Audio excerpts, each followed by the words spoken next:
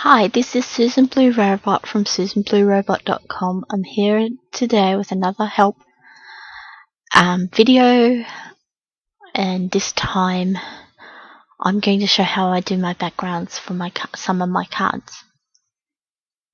I'm using Make the Cards Pop-Up Card Studio and then taking it across to Make the Card to finish off the card.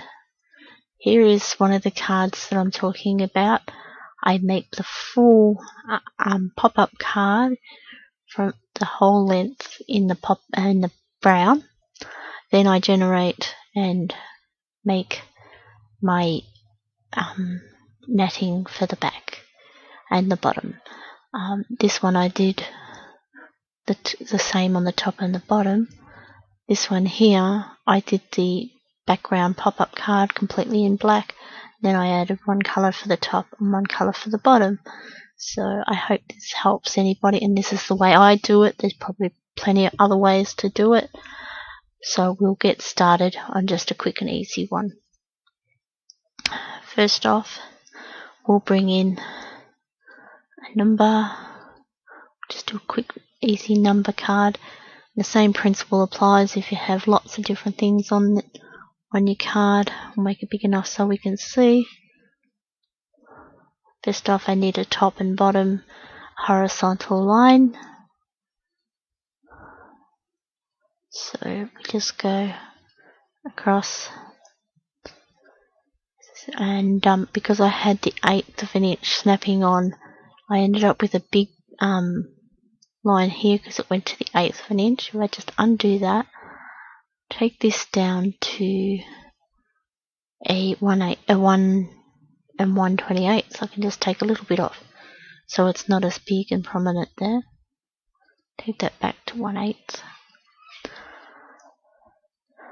and I go in the center and down the bottom plane. Now I've been to the bottom plane, but just before I go to put my anchor on, I always now have a habit, just in case I've just altered that ever so slightly, before going to put my anchor on, I click this, and then I know, right, I'm ready to go to the put my anchor on the other plane, because it's at the bottom. One stage I didn't like this coming up, but now I like it. So I click the space bar, I go to the top, I go to the Bezier straight line tool, auto quad 2-point rack, and I just add me anchors in to the back of the card, and now that's finished. So we'll take this across to make the cut, and I'll show you how I go about getting my background in this version. Save as SVG. We'll call it 8. No, override that one. Get yes. That looks all okay. Open Make the Cut, a new project, and I go Import SVG. Now, what I do is I first take a copy of that. Well, that's selected. A new layer.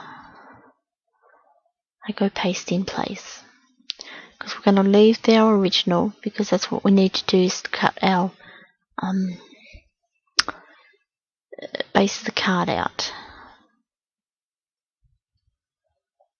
And we'll turn off the original and lock it. What we need to do is we can break this apart. Break apart. Get rid of this.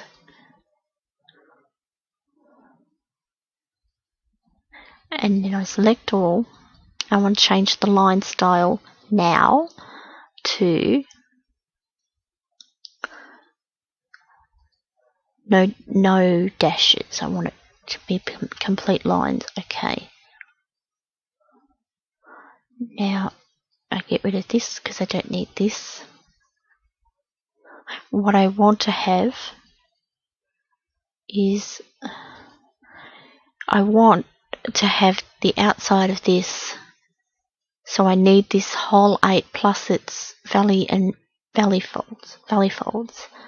So I select these, join them, then I do a fuse and weld. The tolerance high, I normally keep mine on high, and go weld. So now that's a solid piece. So now if we join both of these, go join. Now you can see where I'm coming now. This is now a perfect size for just around that. What I do now is I grab the knife tool, making sure first off that it's on one, because I know it's 10 inches, so if I put it on one, I know this is perfectly half in the 6. I put the snapping on 1 inch, and I go with the knife tool, hold the control key down, and I go across and cut it in half.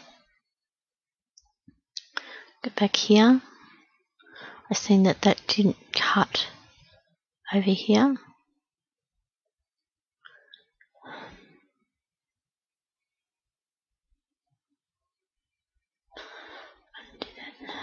Take me snapping off. See if this makes any difference. And we go break node here.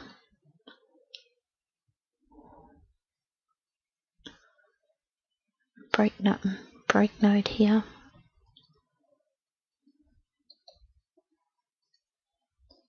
Now I still need to, for some reason I cut this in half. Okay, so now what I need to do, select this top half. Now I need to break.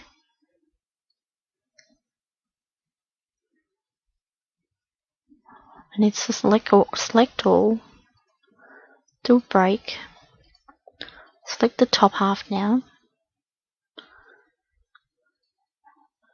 join them, and I select the bottom half and join them. Now I've taken them off that line so you can see what I'm doing. Now if I turn the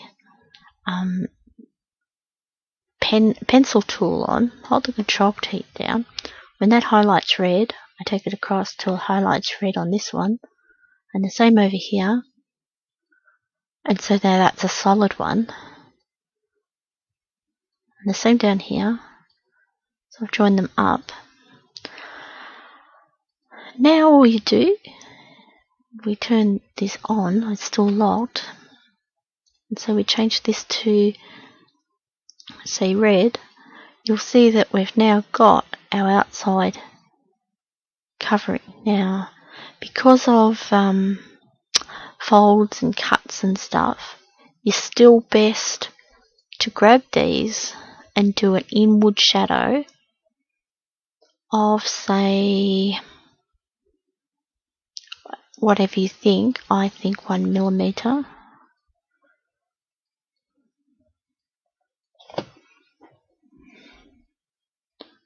We go accept, then closing this one, I'll show you now what you have. No, don't close the shadow, you close the thing. Okay, select, not unlock it, select that, break apart so you've got the 2 pieces, and I'll show you what you have. I'll change this to, say, yellow. Now when I put this in place, you have the slight halo around your pieces, so that will now allow for your fold lines and crease lines. And you know, like, you can do your inward shadow as much as you like. I think on these I would have put about 1.5 millimeters around. If you see that, if you zoom in near this too, you can see a good example how it just halos and gives a highlight of it. And the same as with this. And then I backed the whole thing with black, so it was black on the outside, backed with black, and then I just added my layers on. So So then now I'd throw away the original that I chopped in half, so I can throw that away. So then you end up with your actual card that you go to each its own. You've got the valley, the mountain folds, and the cut fold. And then this layer here becomes what colours you want to cut out, whether you want to cut it out two-tone or whatever. You are set to do that. So, and what I want to mention is, as opposed to this card that I did, what I did on this one is I generated just a cloud on the top half of the paper, the road on the bottom half of the paper, and I didn't use print and cut for it. What I did was I lined up the center of the paper at the 6th mark. So just say I was to